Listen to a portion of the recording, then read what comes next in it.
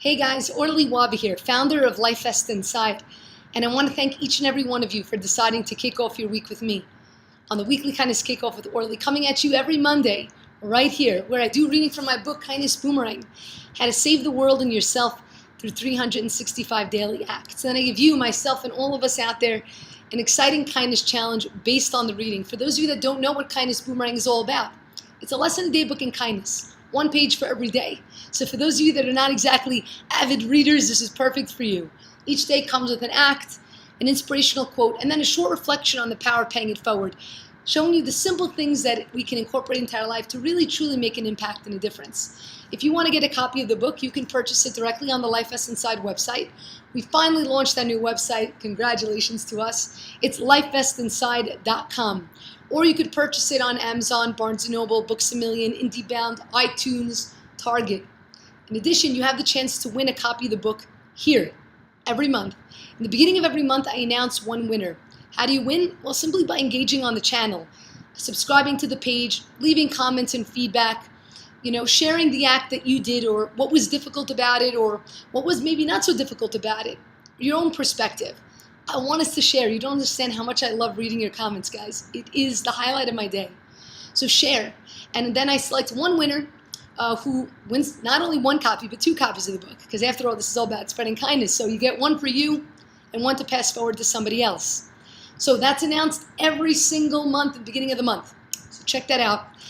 Before we jump right into the reading, just a couple of announcements. Like I mentioned, the website is up and running, so you now have the opportunity to sign up for our newsletters. We have 2 newsletters. The Daily Kind goes out Monday through Friday, a 30-second read to kickstart your day with kindness.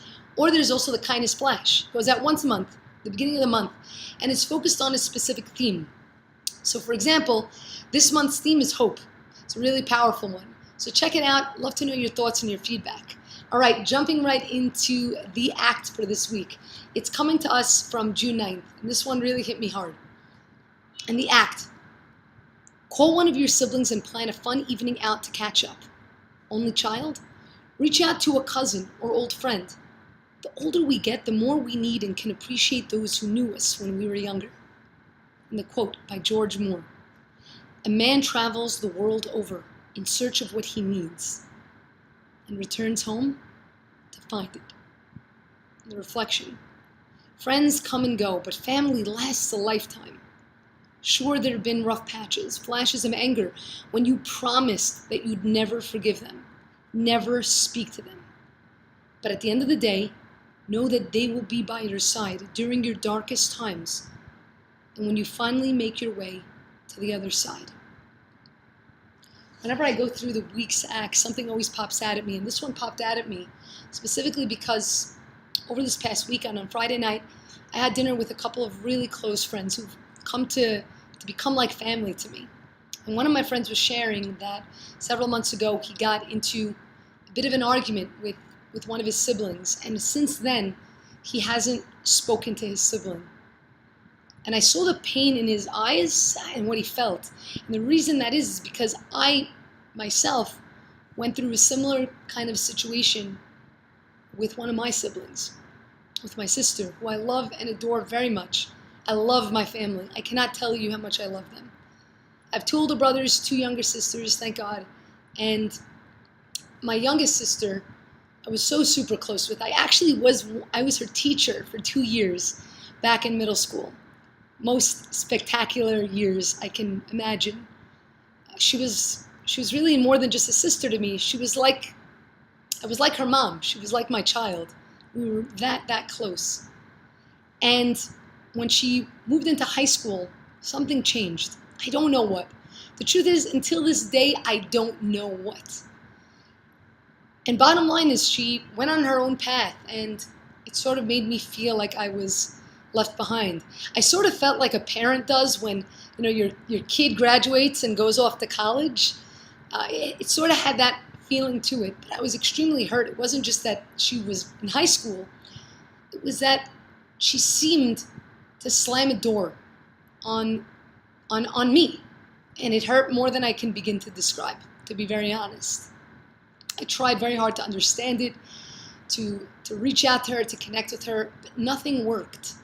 I cried I can't tell you how many times over this.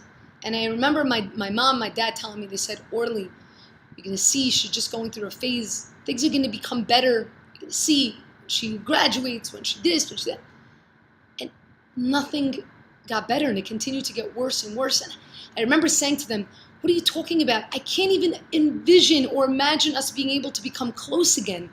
After all of this hurt, after all of this, so much separation and just ignoring, how is it possible that we could even almost become close again? I didn't see it. For the life of me, I didn't see it. 10 years, just about passed. 10 years.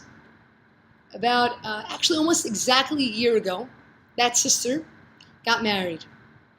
I love her husband, most spectacular person. And they met about a year and a half ago, almost 2 years ago, I would say. Not two, but a year and a half ago they met. And as soon as they met and they connected, I saw something within her shift. Something within herself, within her confidence. I'm not sure exactly, I can't put my finger on it. But as that shifted, as that relationship shifted, our relationship began to shift as well. And began to become closer and closer. And I really attest a lot of it to my brother-in-law. I love him very, very much. If anything, for really being a catalyst of fixing that relationship with my sister. About a year ago, a little over a year ago, I made a huge shift in my life, for those of you that may be following along. I left my home in Brooklyn, where all my family is. My siblings are literally within a 1-block radius of my mom. And if you move more than a block away, it's like, oof, you're super far. So deciding to move to Jerusalem was not an easy thing. I don't think anybody bet or put money that I would ever leave my hometown. That's how much I'm so close and I love my family. And I made the decision that I thought that this was a good thing for me. And it honestly was. It was one of the best decisions that I made in my life. I've grown so much as a person, personally, over this year. But why am I sharing all this with you? As I was about to leave, because again, she started going out with her now husband. It was around September time. I left right after they got engaged in the end of March. And so from September to March, the relationship started little by little getting better, really little by little. Before I left, I'm going to read something. I hope she doesn't kill me at one point when I don't think she watches these videos, but I want to read to you what I wrote to her. It's March 27th. This is when I left last year on March 27th. And I wrote to her, gonna miss you. Thought you should know that the fact that we've gotten closer these past couple of months has meant more to me than you can imagine. So happy for you and Yossi, it's my brother-in-law. You guys are perfect for each other, and I'm psyched to have him as my brother-in-law. Love you. So I wrote this small message. And you have to understand, it's a lot of time of hardship, years. And she writes back to me a message I'll never forget. And she wrote to me, Orly, you don't know how sad I am that you're leaving. I'm sitting in my bed crying. Today when I told Yossi, can't believe Orly's actually leaving, he said, I'm so sad.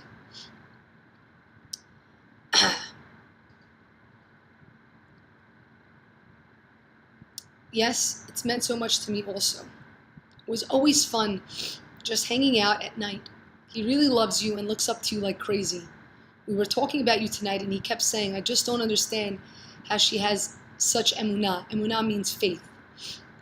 He said he's jealous of your emunah and how strong you are. Come home soon. It's only 3 weeks, so enjoy your vacation. And Hajj means forget about it. Clear your head. Pray at the kotel, which those of you who followed my personal journey have seen what I'm talking about. And come home.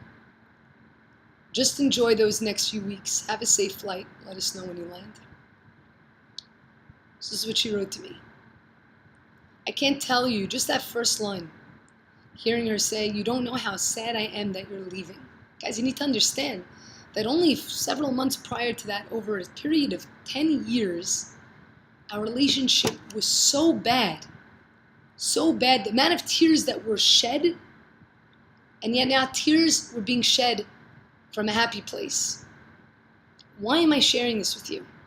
Guys, all of us have, either it happened or it may happen. And I hope it never happens, okay?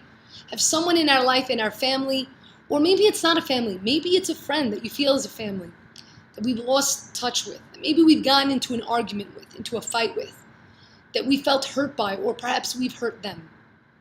Nothing is irreparable, really. Now, again, let me mention this because it's very important. I'm not referring to relationships that are extremely abusive. That's a completely different story. I'm not going to get into that right now. That's not what I'm talking about. If someone's abusing you truly in your life, that's a different story. So be aware. That's not what I'm saying here. But there are sometimes misunderstandings, things that have been said, and we hold on to them with all of our strength. What for? Maybe think over the course of this week of a text message that you can send, of a note of some sort that you can send to reach out. You never know how that can lead to something else. I couldn't be happier. I had been praying on this relationship for the longest time. And the fact to get a message like that from my younger sister, I can't tell you what it means to me. So you never know what's out there that can be repaired. Open your heart. Send that small message. What happens if I didn't send that message? Maybe she wouldn't have had the courage to send me a message back. Maybe she thought that things were too far gone. Nothing is too far gone. Again, we're excluding those other sorts of relationships, not talking about those right now. So that's our challenge for all of us over the course of this week. To reach out, to reach in, and to reach out. Not be afraid of our pride. What does our pride do for us at the end of the day? Never know what might be awaiting you. Thank you guys so much for joining me on the Weekly Kindness Kickoff. I hope you join me each and every week. Check out our website like I mentioned. Continue to write comments here. I love it. And if you can, take a moment, click on the subscribe button, and perhaps share this video with someone in your life that you think might need to hear this message right now. Thank you guys so much. I love you all. Remember that it's kindness that keeps the world afloat. Mwah!